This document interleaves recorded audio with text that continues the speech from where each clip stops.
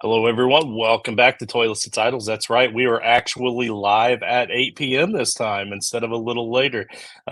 So I guess that's what happens whenever you have a long weekend and the two hosts are both way too hungover to actually work today. So obviously, I'm joking. Mark, how's it going tonight, my man? It's going good, going good. Happy to be here again.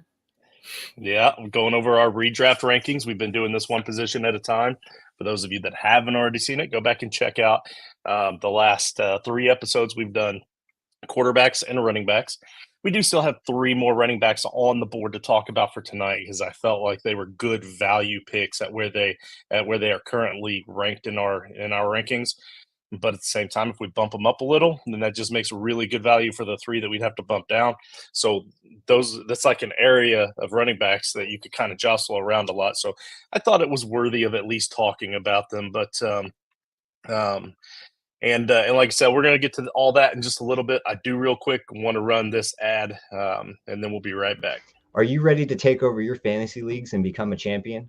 Get the edge you need and join the Toilets to Titles Patreon today to get exclusive access to our T2T staff, weekly waiver wire shows, and Patreon exclusive leagues like our signature Frankenstank League. Members enjoy other amazing benefits such as monthly giveaways featuring autographed jerseys, collectibles, Yeti coolers, and more. Sign up now for as little as $9.99 per month and dominate your fantasy leagues like never before. Visit patreon.com/toilets to titles and let us help take your teams to the championship this season. All right, in the news, I didn't put anything in the doc, but we just found out earlier today that our man Nico Collins got paid today, got paid big.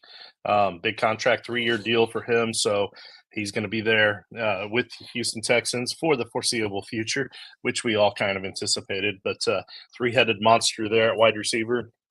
Honestly, that's one of the few teams that could probably go 4 or 5 deep. So good on you, Nico. But Mark, did you see anything else in the news recently that's been worthy of talking about? I know this is kind of a slow time.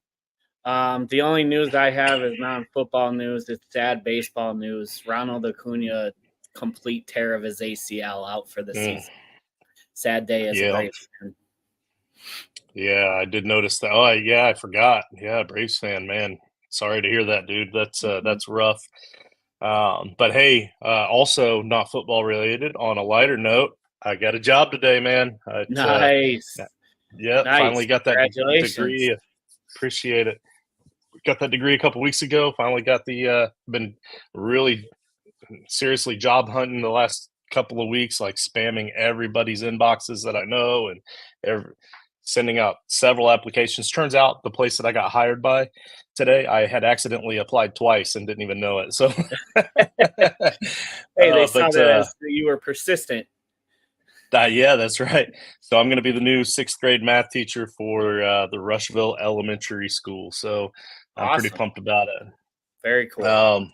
Got Will Hayes in the house. Yep. Thank you very much. We will.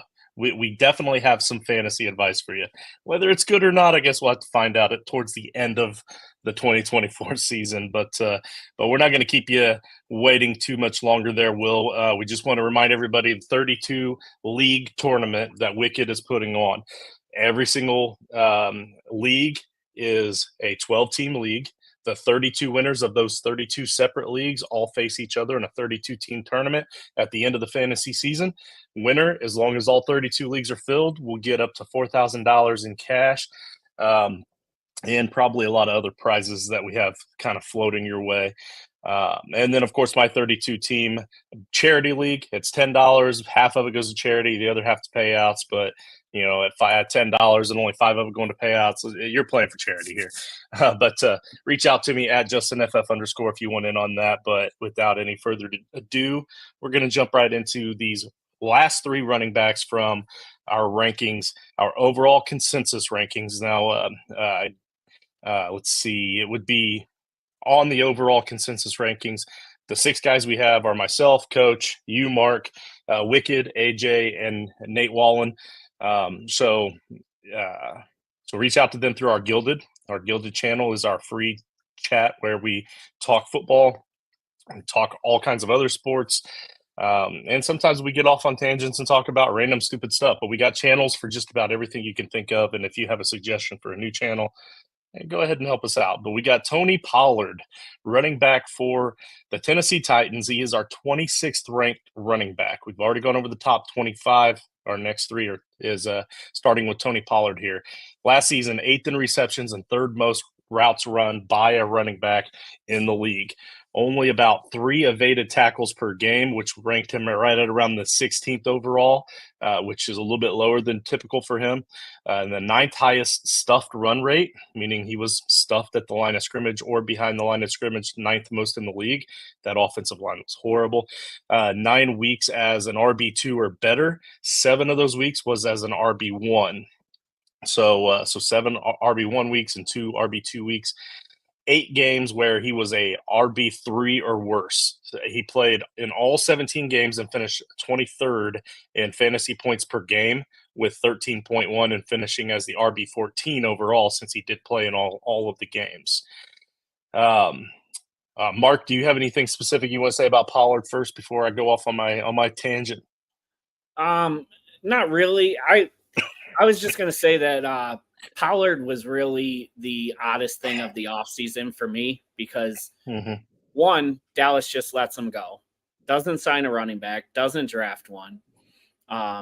You would think last year they were leaning towards the route of giving him more carries, letting him go off, but they let him go. And then where does he get signed?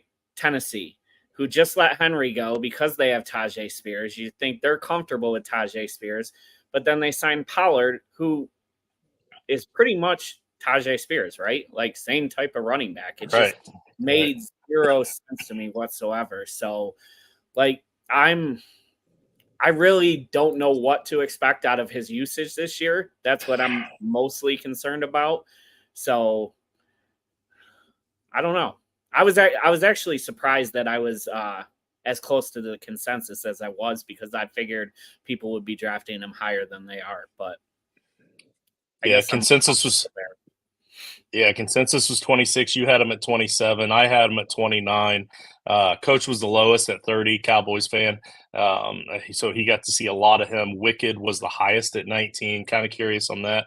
And also I got to catch myself. I got to correct myself because I realized something I said when I went over his stats. I said that it was a really pathetic offensive line last season. What I meant to say is that he's going to Tennessee, who had a really pathetic offensive line last season. Cowboys actually weren't completely that bad, but he still had the 9th most stuffed rate. So kind of concerning there. But so you pretty much said for the most part exactly what I was going to say. There is a more deeper rundown of what I said that's on the website, toiletstotitles.com. You can go check out the full rundown of what I wrote about him. But essentially, I'm just not sure that he's going to be the guy, given all the stats that I see coming his way and how I have him statted out. Raheem Mostert, 27, 5th in red zone touches, 1st in touchdowns with 21, 4th in fantasy points per game, 7th in juke rate. Let's see, 4th in breakout or breakaway runs, 10th in evaded tackles. He played in 15 games last season, finishing as the RB5 overall. So 2 games short of a full season and still finished as 5 overall. And like I said, 4th in points per game. I was the highest on him at 23.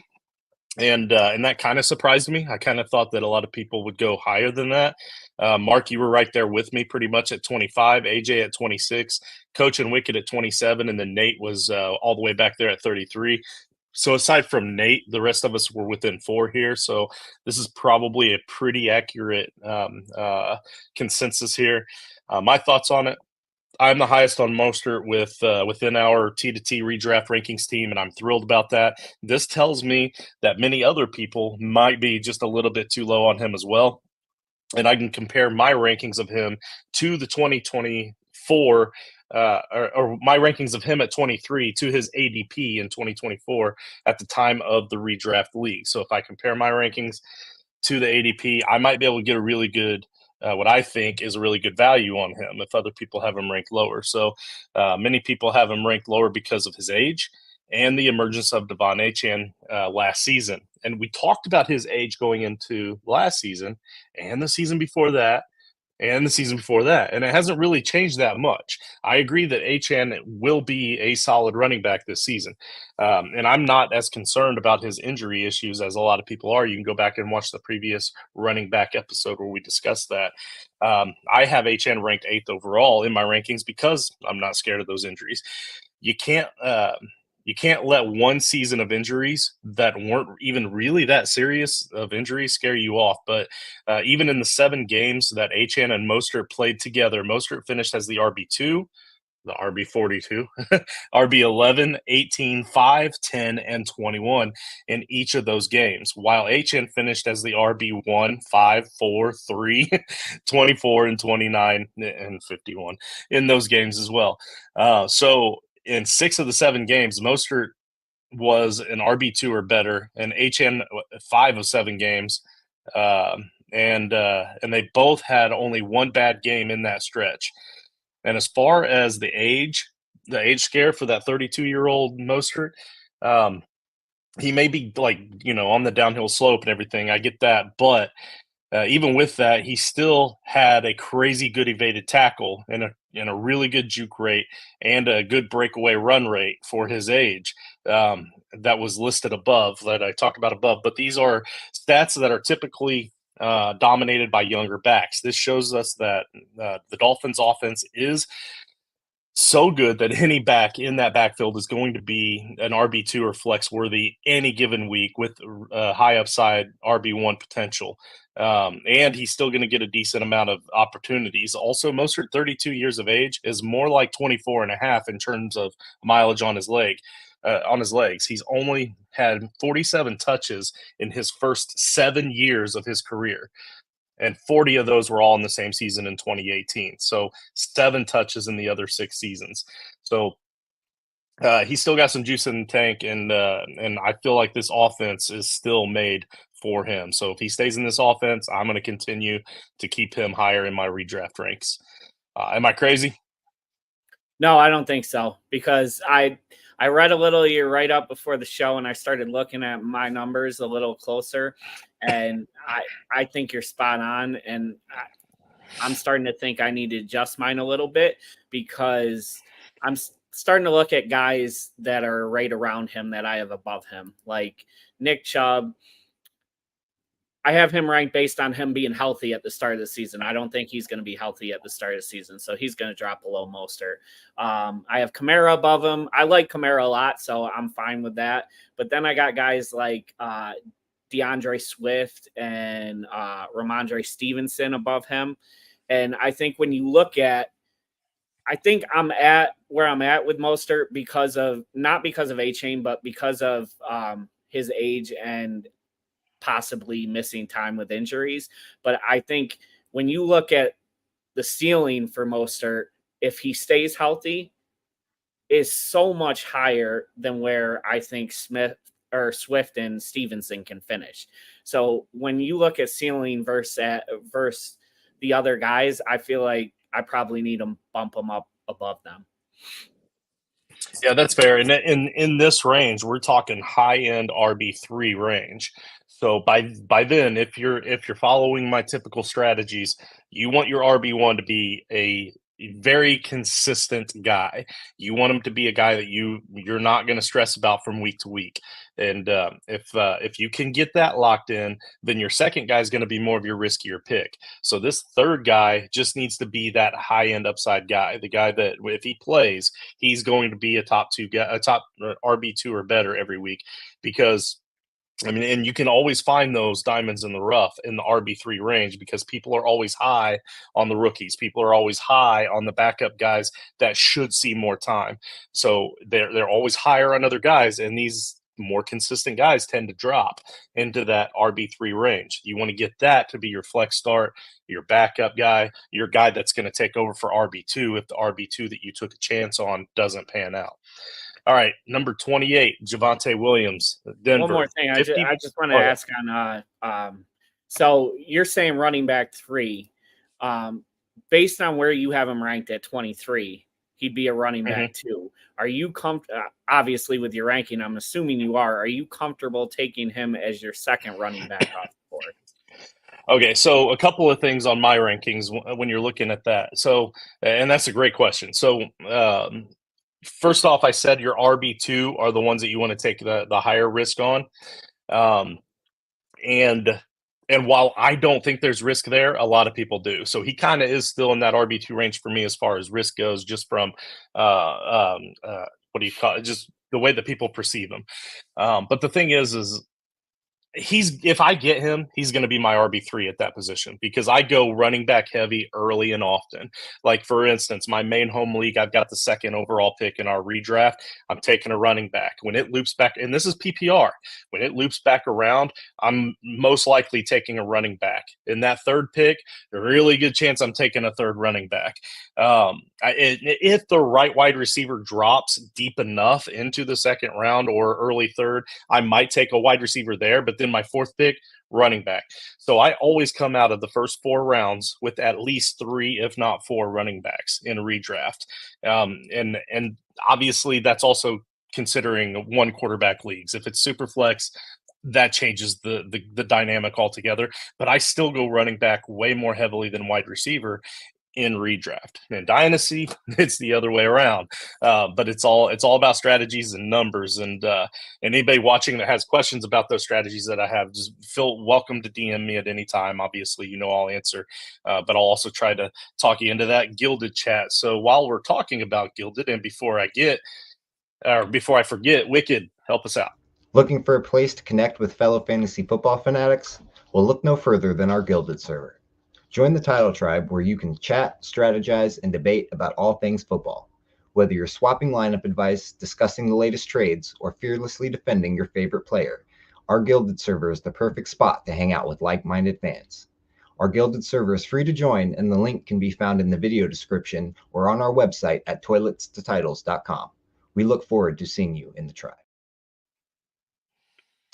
All right. Also, to finish answering your question, that tail end of my rankings, I've already kind of cleared out the guys that are a little bit higher risk, a little bit higher up. So I'm a little bit more confident in the tail end of the RB2 range than I usually am.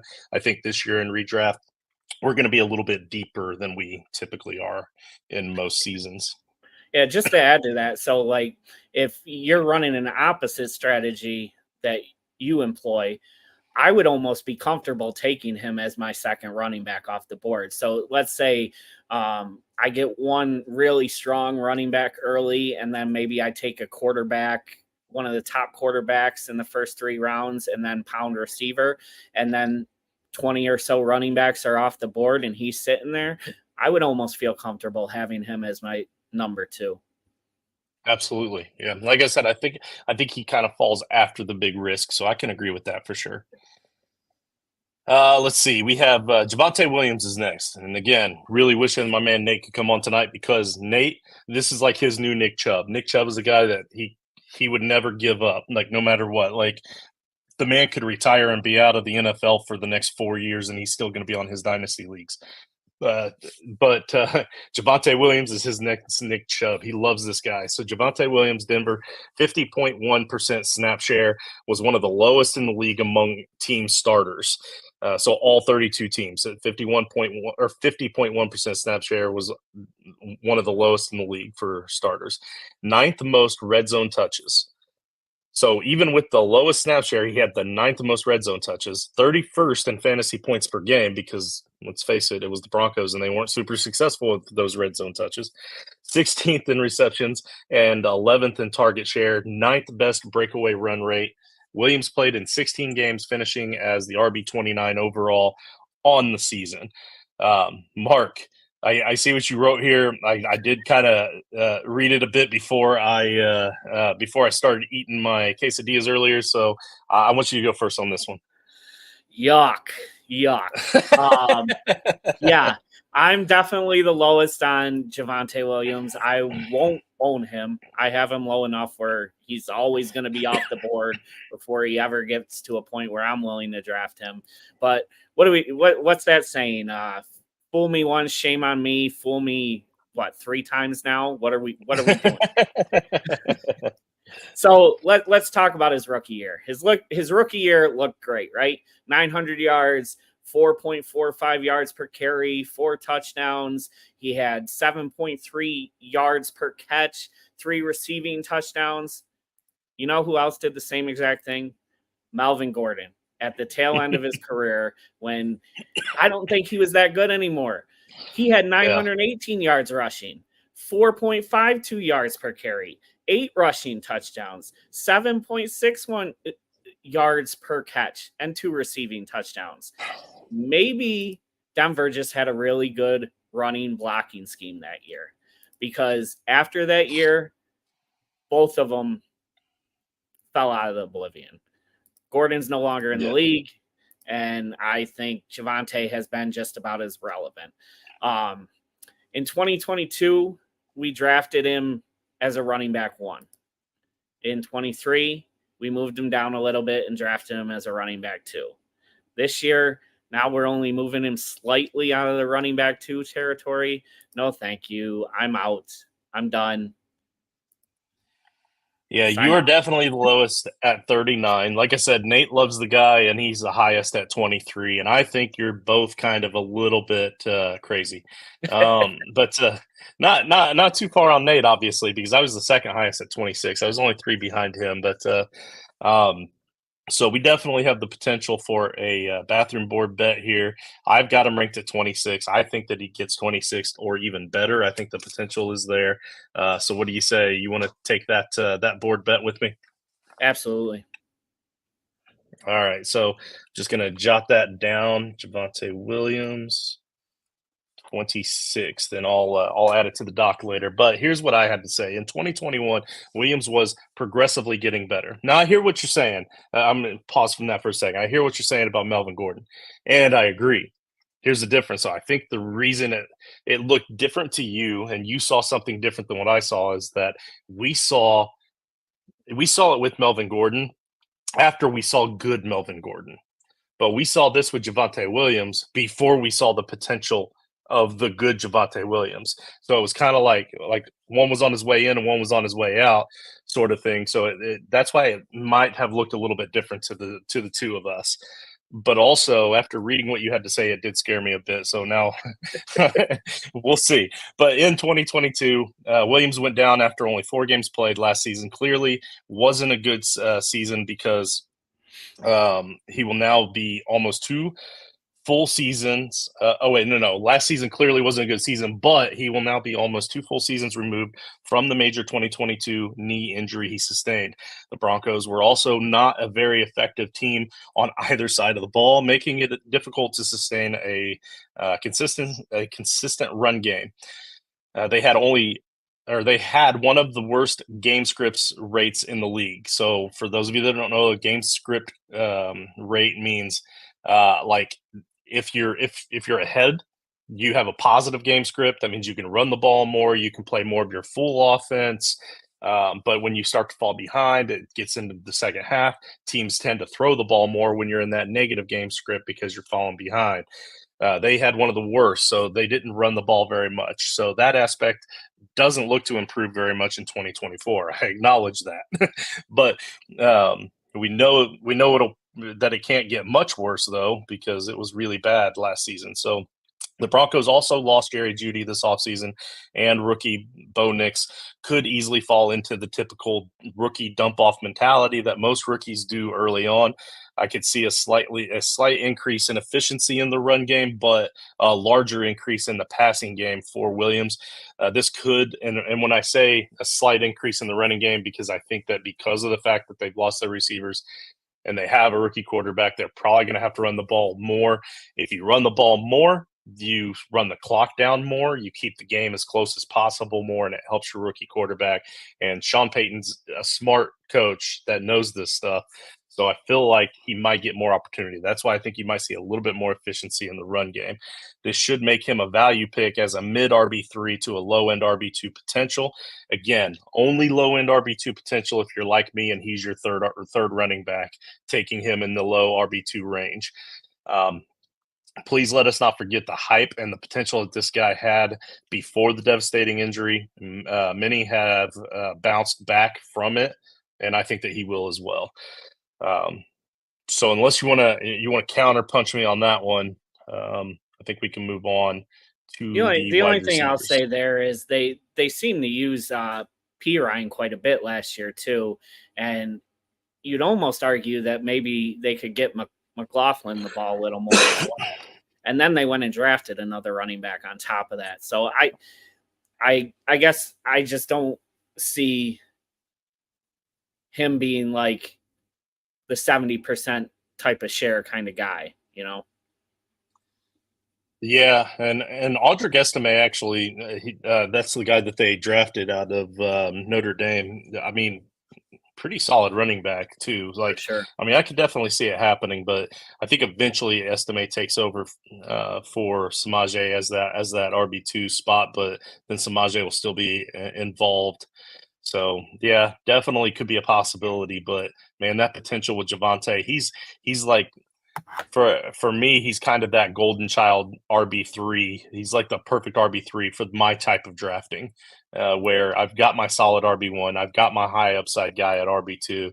Now I need a guy where if it works, then he's a new starter for me every single week, and I've got trade bait. So 100%. That's why I have him.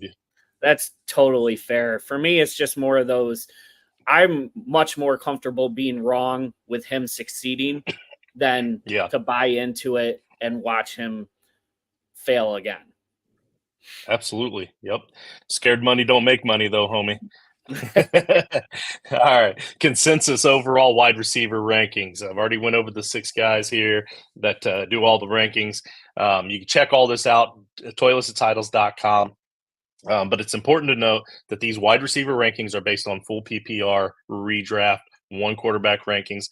Not that the quarterback matters much on the way we do this, but the stats and many of the opinions will still work for other redraft formats as well. Our consensus wide receiver 1 is CeeDee Lamb. Myself, Coach, Wicked, and AJ all have him at 1. You have him at 2, Mark, and Nate has him at 3. I don't think that 5 of us could be wrong. But Nate, if he stays healthy, he's definitely not going to be number 3, Nate. But let's see. I'm not even going to read my write up on that. You can check it out on the website in a couple of days. But we all know CeeDee Lamb. I will still go over his stats from last year. First in red zone targets, fantasy points per game was 23.7. Total touchdowns, 14 receptions, yards after catch, total fantasy points of 403.2. And the best man-to-man win rate versus defensive backs. All of that, he was number 1. He was ranked number 1 in the league in all of those stats. And I mean, possibility of a negative recession a little bit, but I mean, come on, 80% of him is still going to be like wide receiver 3 at absolute worst. And we're not going to get 80% of what we saw last year. But anything to add? No, I think he's 100% earned his right to be in the discussion for number 1, and he's one of the top guys in the club here. Simple as that. Yeah. Best thing to do with Javonte is not draft him. That's coming from Wicked.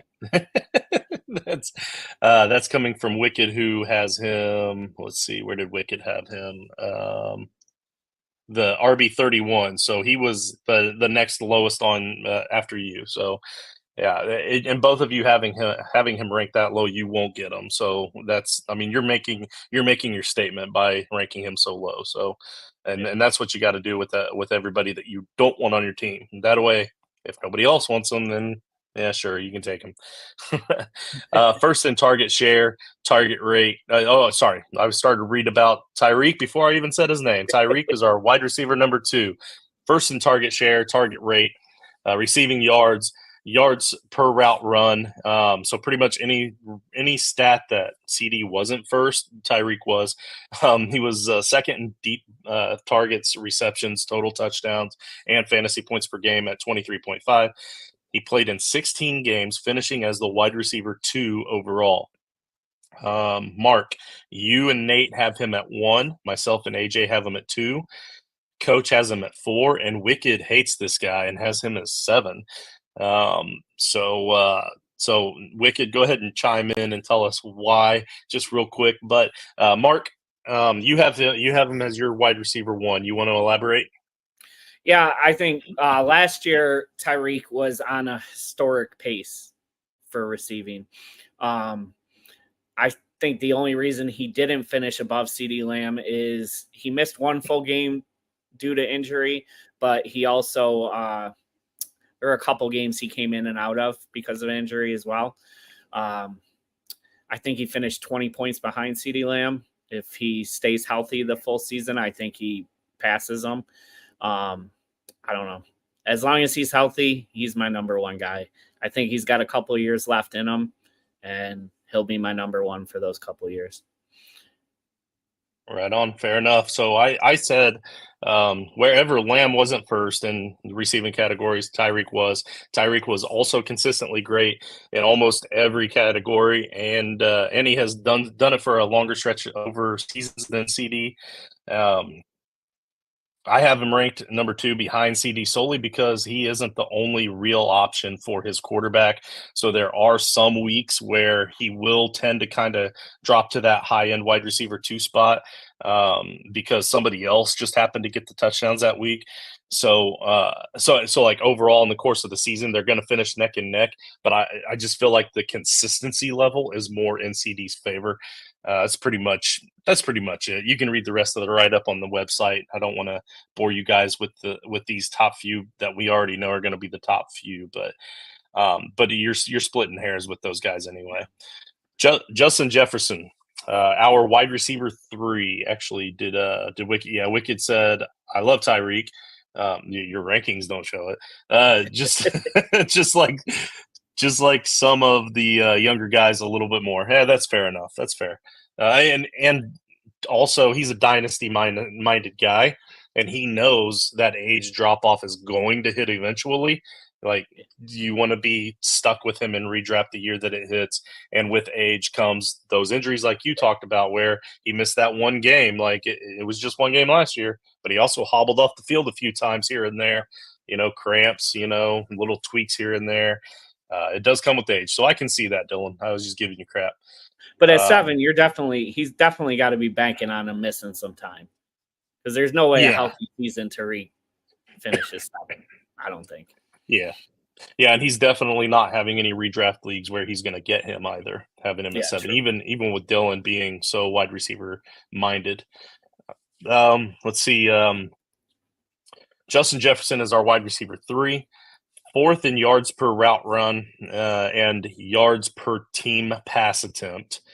5th in fantasy points per game at 20.2. We know he had that injury. Jefferson played in 10 games and finished as the RB 33 overall. So 5th in points per game, 33 overall because of the games missed.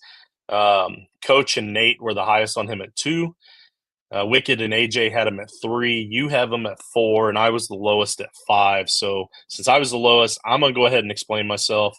So Jefferson had 4 different starting quarterbacks the 10 games that he played in 2023 and finished 5th in fantasy points per game. So on paper, he's talented enough to finish in the top 5 despite the quarterback. However, here's a breakdown of those games with each quarterback. In weeks 1 through 5 with Kirk Cousins, he was wide receiver 7, 8, 5, 7, and then wide receiver 59 in the game that he got hurt and left early against the Chiefs. So I'm not even really counting that. So with Kirk Cousins, 7, 8, 5, and 7. That's why he finished so high in fantasy points per game, because in weeks 15 and 16, he had Nick Mullins, and he finished as the wide receiver 22 and 7. So still a good game, but also a not so good game. With Hull starting and Mullins finishing in week 17, he was wide receiver 34. Week 18, back to Mullins. That was that week where he just went absolutely mad crazy, and it's almost like the other team didn't even show up. He was the wide receiver 1, scored a ton of points. So he does still have that potential to be great with any quarterback, but it's such a small basis of numbers that I'm kind of a small sample size, sorry, that I'm kind of concerned about the possibility of consistency. So What this breakdown tells me is that Jefferson is wildly inconsistent with new quarterbacks, but once he starts to get a rapport with them, his talent can shine. With the likelihood of the season starting with Sam Darnold or the rookie quarterback, J.J. McCarthy, and the fact that the first half of the season, the Vikings face some of the toughest defenses in the league. You guys can go check out the schedule for the Vikings. It is brutal to start the season the first half. I'm a bit worried about the start of the season for Jefferson. However, by talent alone, he should be wide receiver 2 at worst. But we're not figuring in just talent. We're figuring in the schedule. We're figuring in the new quarterbacks. Either way, if you end up with Jefferson, you will be happy, especially in the back half of the season, when I think that he will go back to erupting and being Jefferson again. If you don't get him in the draft, then look to target him in a trade by around week 5 or 6. They have a bye week in week 6, so the owner will be even more willing to possibly sell him at that point, because the owner may lose patience by then if they see that inconsistency or a few bad games in those first 6, and you can go to him and say, hey, J.J. McCarthy or Sam Darnold, blah, blah, blah. Now that he has a bye week, you're really going to sit him you're going to sit him in week 6, and then he's going to come back and just be inconsistent. That's when you go after that owner. You target him, because that second half of the season, he's going to blow up. Again, it's not like I'm really crapping on the guy, because I have him as my wide receiver 5, which is where he finished in points per game last season. So the talent is there. Just a little bit concerned about the quarterback situation. What say you, Mark?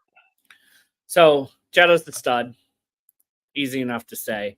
I think he's going to be fine with JJ. I think the reason to bump him down a little bit is because I think they brought in Aaron Jones for a reason. I think they're going to use him a lot, and I think they're going to try to be a run first team start the season, but JJ has the skill where if they try to cheat, he will burn them, and Jetta will most likely be the recipient of that.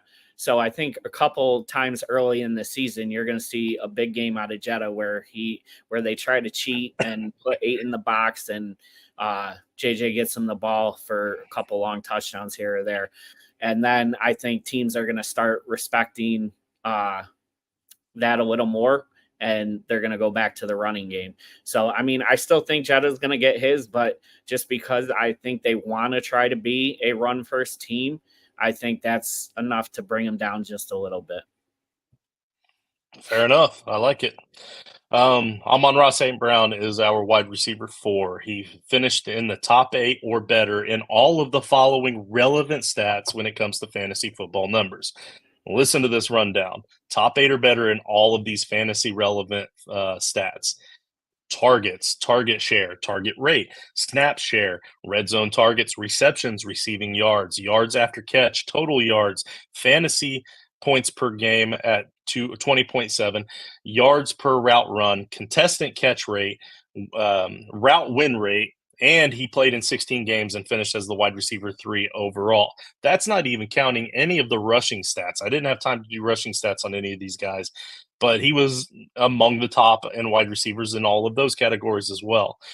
So my point is that Amon-Ra St. Brown, in my mind, is going to be one of the single most consistent wide receivers that you can possibly get.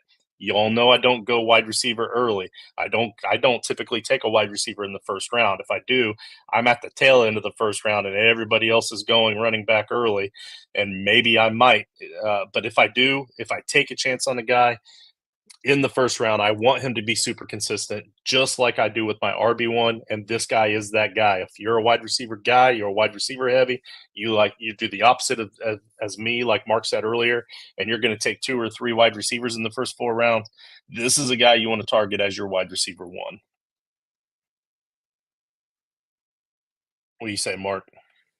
So the way I have him at 5. I feel like, in my mind, the top 4, JJ, Chase, Hill, and Lamb, like, you could draft either one of those guys at 1, and I don't think most people are going to call you crazy. I know we'll talk about Chase next. But I think most people wouldn't call you crazy if you drafted either one of those guys one. I think St. Brown's like just outside of that category where I wouldn't draft him one, but he's right there behind all those guys. And like you said, he's as consistent as you can be. So if you're looking for one of the highest floors possible, he's your guy. Yep. And to be fair, you, Coach, Wicked, and AJ all have him as the lowest rank, all at 5. So you guys are all right there together, and I'm only 2 higher, and I'm the highest at 3. So I mean, this is where he's going. Like he's going to be top 5 in your redraft leagues. It's just a matter of where you like him better. I think the only reason he's 4th over our number 5 guy Chase is because I'm 2 notches higher on Amon-Ra than most of you, and I'm lower on Chase. I think I was probably the one that threw off this average.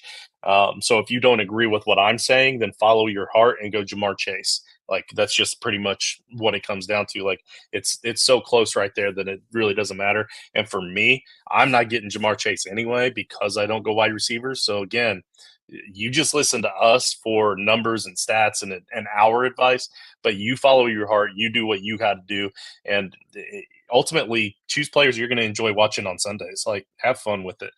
But Jamar Chase is our wide receiver 5, 8th in routes run and 11th in targets, 8th in red zone targets and 14th in target share, 11th in fantasy points per game, 16.4. He played in 16 games, finishing as the wide receiver 11 overall. Wicked is the highest on this man at 2.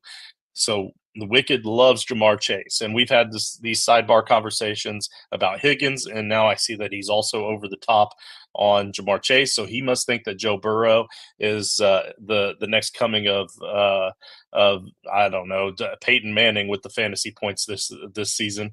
But Mark, you and Coach have him at 3, so you guys are also super high on him, in my opinion. AJ has him at 4. Nate at 7, and I am by far the lowest at 9. So let me explain first, because I know it's not going to be the popular opinion, but then I'll let you talk about Jamar Chase if you want to add, because I'm sure you will since you have him ranked 3rd. But in 10 complete games with Joe Burrow at quarterback, Chase finished as the wide receiver 44, 60, 6, 27, 1, 26, 4, 40. Do we see a pattern? And 7. The last 4 games as a wide receiver. Okay.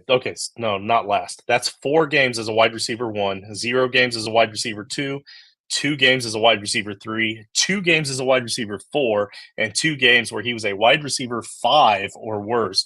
And you guys were starting him in your lineup every single week with Joey B. All right. Now, it's or that's not the consistency that I want from my wide receiver 1 or from a first-round redraft pick, which if he's ranked 4th, he's probably going tail end of the first round, early 2nd. I still have him listed as a wide receiver 1 because of the big game potential, but he is a low-end option for me that I will only take that high if I was fortunate enough to get a more consistent wide receiver 1 in the first round, like I discussed earlier. And again, that's only if I'm going running or wide receiver heavy. Let us not forget that I am still admittedly wait. I lost my spot. Okay. Let us not forget that I am still adamant that we will likely not see 100% Joe Burrow ever again in his career. If this is the first time that you're hearing my opinion of this, I was talking about this all offseason, way before any of these reports about him looking good in these training or OTAs, or these spring camps, I should say, because I'm not buying it. All right, but we will not see him 100% Burrow ever again in his entire career. And Browning's numbers were barely even a drop from Burrow's numbers after he went down. So if 90% Joe Burrow is pretty equal to 100% Browning, then you can expect even more of a drop in production from Jamar Chase and company, and definitely more of a drop in consistency. So It's not that I don't like Jamar Chase. It's mostly that I don't like that injury of Joe Burrow's. I don't like their inconsistency. I don't like their a lot of their splits against different defenses, and against home and away is even a little bit different than I like to see consistency wise. Just the dude just scares me. So again, just like you said earlier, with Javante, I've got him ranked so low that I'm not going to get him. There's just we all have those guys. Yeah. So that's what I was going to say. I know your ranking of Chase is purely on Burrow not being ever healthy again or being what he used to be.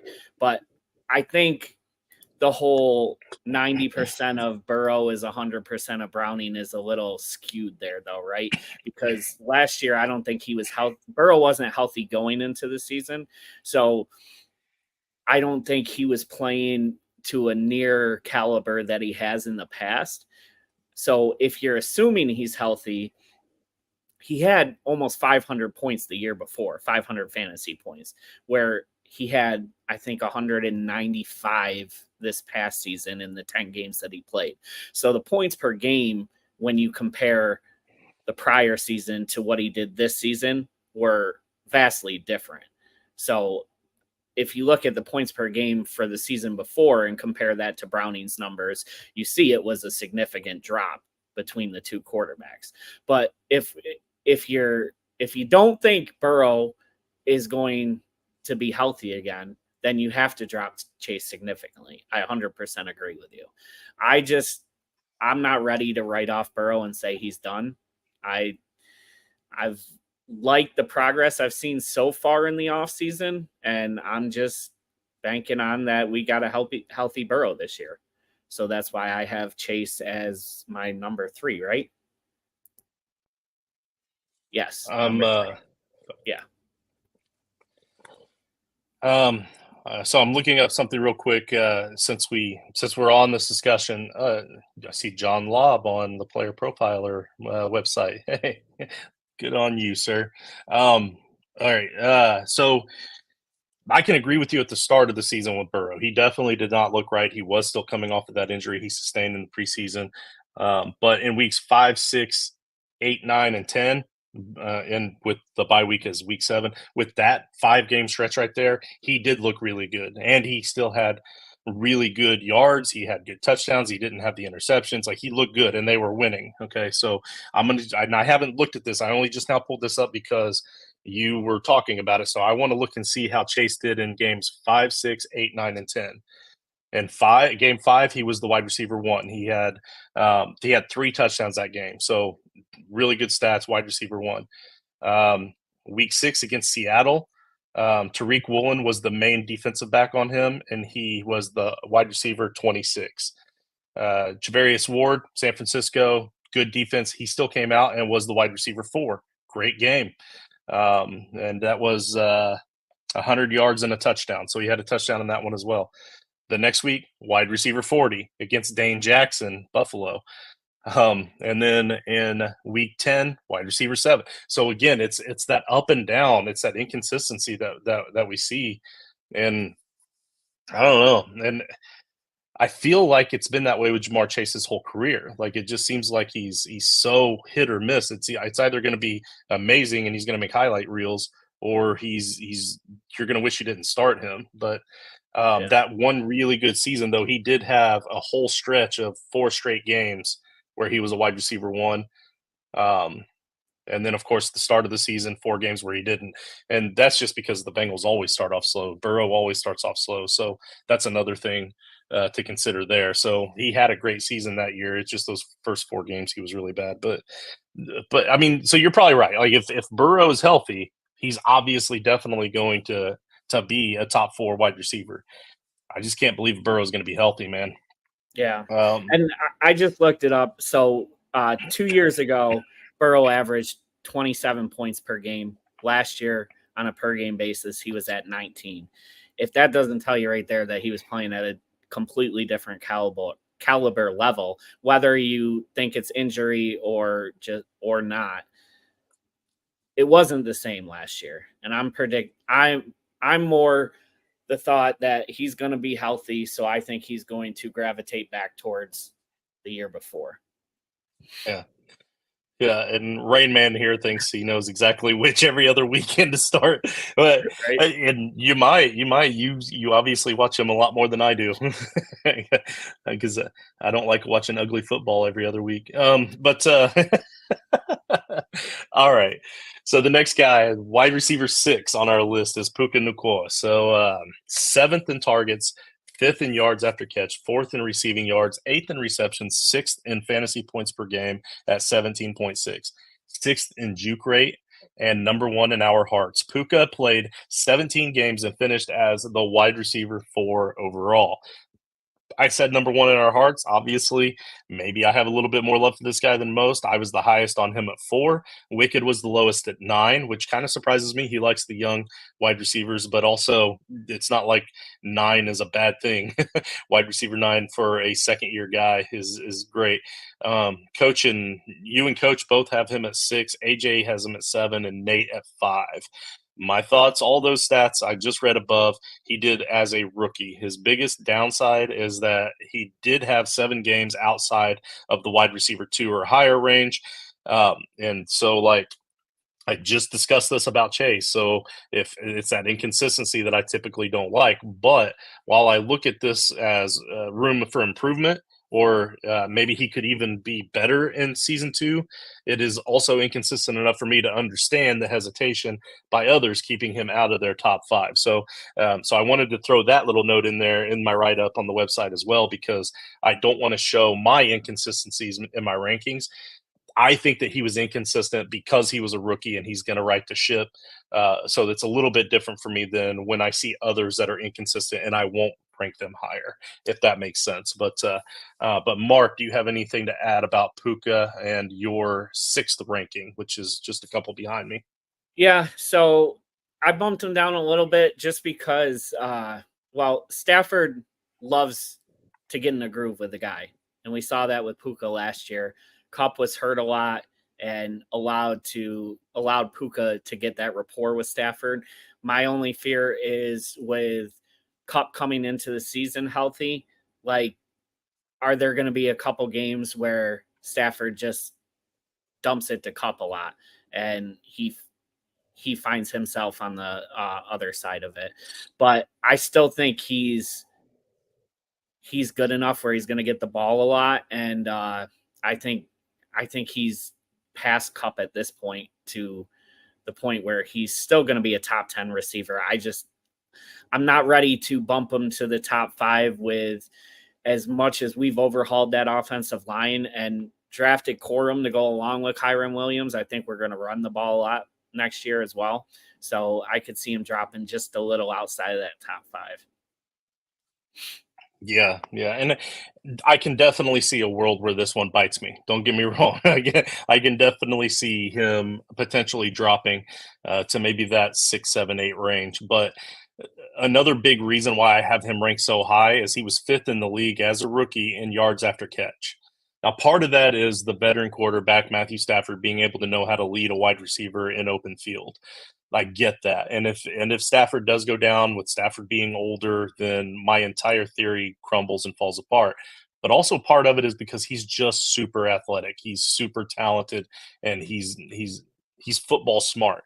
So I think a lot of that is going to come into play as well. So that's why I have him as a safe play. Now, like you said, if Stafford goes down, or it's a sophomore slump, I can see a lot of different potential areas where, or like you said, Kupp being healthy, all of that makes sense to me. But Puka's going to be my version of Nick Chubb to Nate. Like, I'm never going to be able to give up on that guy. Let's see.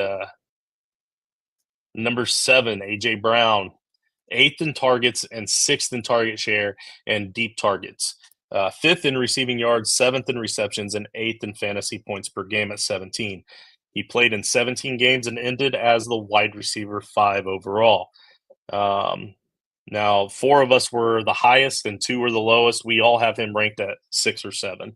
I mean, we're all right there together on AJ Brown. None of us are willing to take the jump and the chance that he's going to pop up into the top 5. And none of us think that he's going to drop down to that 10 range. We all have him right there at 6 or 7. I'll let you guys read my write-up on him on the website, toiletstitles.com, if you want to, in a couple of days. But if you want to talk about AJ Brown, feel free to talk about him. No, I mean, I think he's at where he's at. He's in a high-powered offense. I think the addition of Barkley is only going to open up more yardage for him. Yeah, I agree. And I mean, incompetency of your head coach be damned. The talent will still show. Let's see. Tied for 8th, we have Garrett Wilson and Devontae Adams. So for Garrett Wilson, most routes run in the NFL with 666 routes, the 4th most targets, the 7th highest target share, 10th in deep targets, 9th in red zone targets, 13th most receptions, 22nd in yards, 28th in yards after contact, 32nd in fantasy points per game. Garrett played in 17 games and finished as the wide receiver 26 overall. So even with his pretty decent stats up above, it was still only 32nd in fantasy points per game. Now, I'm the highest on him at 7. I'm probably the reason that he's pulled up here to be tied for 8th. You're definitely not the reason he's all the way up in 8th, because you're the lowest on him at 20. I think we could probably take a coin flip here, but I'll go ahead and read my write-up on him first, and then you can just bash me upside the head and knock some sense into me. But the numbers tell the entire story to me. They tried to get the ball to him all season. They simply had poor quarterback play, and they weren't able to get into scoring position enough to make Wilson relevant enough.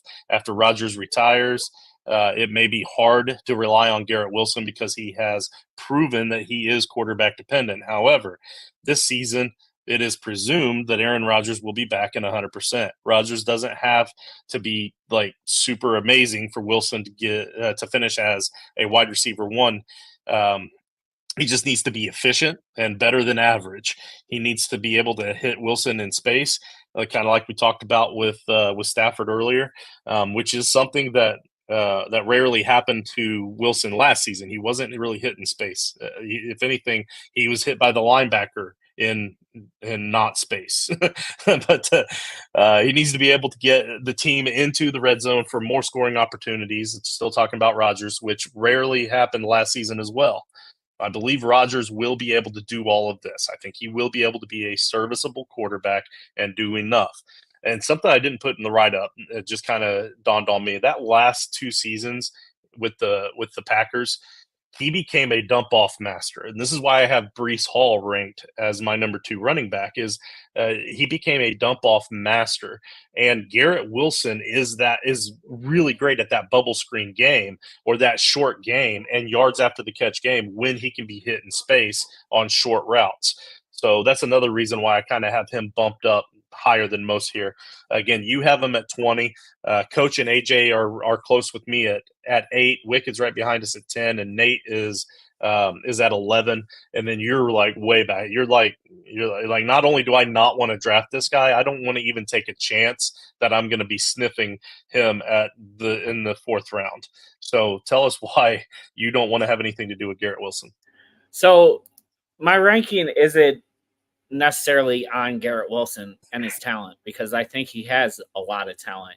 I don't know why we're trusting Aaron Rodgers to just jump in there and be Aaron Rodgers of old again. I mean, he had one snap last year and he was done.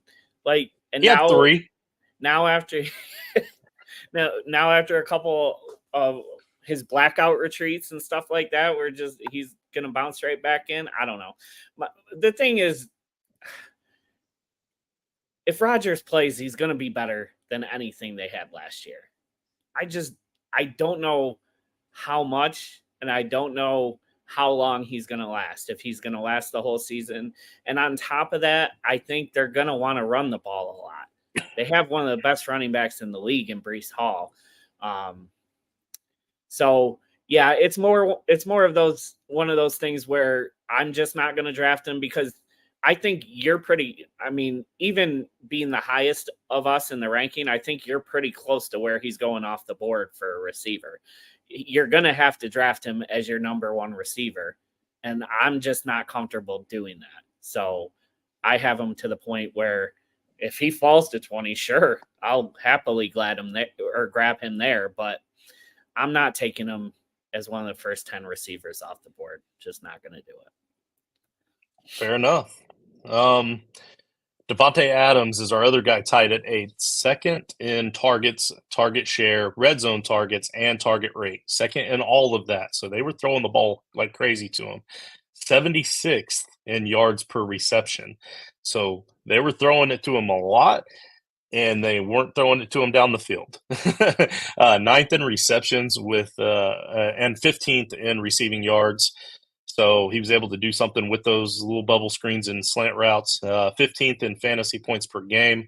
Adams played 17 games and finished as the wide receiver 10 overall.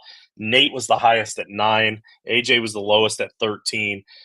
Me, you, and Coach all have him at 10 and Wicked at 12. So we're all within 4 of each other right there. We all have him as a low-end wide receiver 1 to high-end wide receiver 2.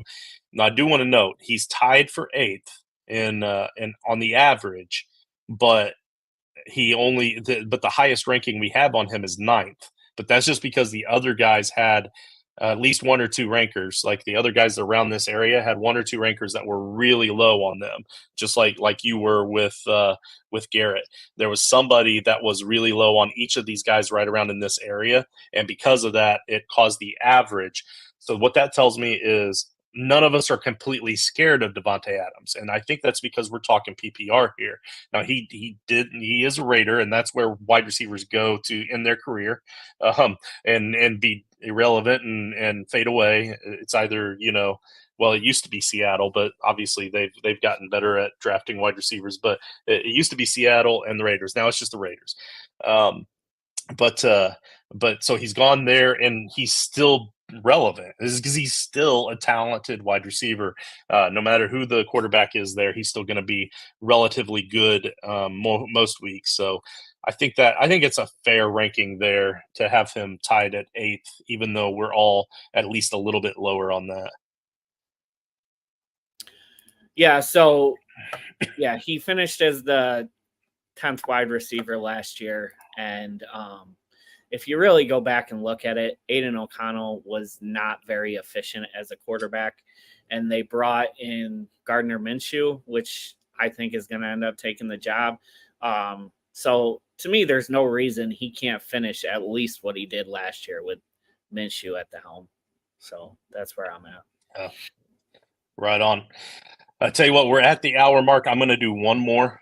So we have at least the top 10 done. And then next week we'll pick up at number 11. But number 10 on our list is Chris Olave. And I'm super glad that we at least were able to get to this one because he's another one of those guys. We have him ranked anywhere from 8th to 13th. So we're all right there in that range. And 10th is right in the middle of that, where AJ has him ranked. Coach has him at 9. You're the highest at 8. Nate has him at 12. I'm the lowest at 13, and I was shocked by that. I thought for sure that I was going to be one of the higher guys, and I'm stoked to see that everybody else is higher on him as well, because that tells me I'm not wrong about the guy. Like we see a lot of good things coming with Chris Olave. New offensive coordinator Clint Kubiak can only bring revitalization to the stagnant offense from last season with very little depth at wide receiver as far as competitions, and a quarterback in Derek Carr who threw the ball the 6th the most in the league when it comes to deep throws at nearly 50% of his sorry. He had the 6th most deep throws, Derek Carr did, and 50% of those deep throws went to Chris Olave. So the law of averages would suggest that we should see an incline in total touchdowns, as Olave only had 5 last season. So adding just 3 more touchdowns to what he had last season and just a few more receptions, that would have brought him up from being a wide receiver 13 in points per, or brought him up to being a wide receiver 13 in points per game from where he finished last year at wide receiver 19. So that's just a few more connections deep. And then let's see. Plus, you all know that I'm a firm believer in the wide receiver third year breakout in the NFL, and he's shown those good progressions. He had a solid rookie season. He did improve a little bit last season. He's due for a breakout. It's going to happen this season. I'm confident in it. I can feel it, and I feel dumb for being the lowest on him at 13. I think that when I did the rankings, I thought I was being sneaky having him at 13, and that everybody else would be lower, and I'd have good value on him. Obviously, I'm going to have to bump him up a little bit on my rankings to be able to get him, and that's why we do this. What about you, Mark? Did I miss something with Olave? No, I mean, I think you hit pretty much everything I was going to talk about right on the nail. And it's almost like the opposite of Garrett Wilson for me. I have him a little higher because I want him. I want to make sure I'm getting him. Like you said, Kubiak has to improve that offense from last year. The touchdowns are. It's almost insane he only had that many touchdowns last year. So I think positive touchdown regression is in impact. And then, like you said, all season, like he's shown constant progression throughout the past 2 years. And I think next year is just going to be when he takes off. So I want to get ahead of the crowd. Yeah, I like it. So I'm looking at my rankings right now because I'm the same way. Like if there's a guy I know I want to go higher, and I thought I was going to be higher at 13. Now that I know I'm not, I know I'm going to have to adjust my rankings if I really want him. I could see a world where he finishes above Nico Collins, and Nico Collins now that Diggs is there. Even though I don't think Diggs will be as relevant as he was in Buffalo, he'll still he has to get a lot of attention. So I could see me maybe bumping him above Nico. I could definitely see me bumping him above Ayuk. We don't even know what's going on with Ayuk in his contract right now. I can put him ahead of Devontae Adams and be comfortable with it. So that's 10. I don't like Jamar Chase. I don't want to get him anyway, so I could put him at 9. Let's see, who do I have at 8? No, I'm not putting him above DJ Moore. I can't do that. We'll talk about DJ Moore next week, as I am way ahead of everybody else on DJ Moore. But yeah, no, I can see a world where we're gonna go back and redo our rankings, and we're gonna keep the rankings updated on the website as well from week to week. So stay posted on that. Mark is going to hate me by the time the season starts because we're going to be changing these rankings. At least I'm probably going to be changing my rankings at least once a week throughout the season, and he's going to have to re-update it. And then Joe's going to hate me because he's the one that posted on the website, and you all are going to be like, we're the ones doing all the work here, and all you're doing is changing numbers and giving us headaches. But I can't help it. I'm a nerd for these stats. I'm now a 6th grade math teacher, right? So I've got to be a nerd for stats. There you go. Hey, I don't know if you saw. Are you going to employ any of this football stuff into your teachings? I don't know if you saw last year there was a teacher for an elementary school where every week she would do Tyreek Hill's yardage to see if he could get to 2,000 yards and have the kids do the little math and stuff for what he would need and all that. It was pretty cool to watch. Yeah, no, for sure. And one of the things that we teach in 6th grade math is adding, subtracting with decimals and that sort of stuff. So decimals aren't really in actual football very much, but they are in fantasy football. And I told my buddy Doug, who's in my main home league, that I got that job, and he told me his daughter is going to be in 6th grade at that same school next year. So he's hoping that I'm her math teacher. And he said that she loves football, so we're going to be talking football in class for sure. And I was like, nice. Well, I mean, she may not learn very much more about 6th grade math, but she'll at least know not to take quarterbacks early in redraft. There you go. One last thing on Olave, I just wanted to touch on, like you were saying with your running back strategy, for somebody who pounds receivers early at 10, if he's ADP 10, you could technically get him as your second receiver if you had a late pick in the first round. Having Olave as your number 2 receiver, that's just crazy upside right there. Yep. Yeah, no, I love it. No, I'm more of the guy personally that likes to get DJ Moore in the 4th round and not worry about it. Start him every single week and not have to worry about it. So, Any worry with and all the competition now, though? He's always been by himself. That's fair. That's fair. We will talk about that more next week, but no, I'm not worried about it. That is the only really big factor that's any different than the whole rest of his career for sure. But guys, I need some 5-star reviews. I need you guys to go to Apple, the Apple Podcast app on your phone, on your iPhones. Go to iTunes. Search Toilisted Titles. You'd be surprised on any search engine if you type in Toilisted Titles. It's us. Nobody else has that name. So give us that 5-star review and write up something really good and special. And if you do that, if you make me blush a little, you make me giggle a little, you know what? Make me mad. I don't care. Just make it 5 stars. And we will the best one that I get over these next few weeks, we're going to give away another free entry into the Frankenstank League. And the Frankenstein League is our big listener league. We're going to be talking about that a lot more as we get closer to the season. But for now, that's all I have to say. Mark, unless you have anything to add. Nope, that's all. Been a pleasure. All right. Have a great night, folks. We'll see you next week when we talk about at least the next probably 12 wide receivers.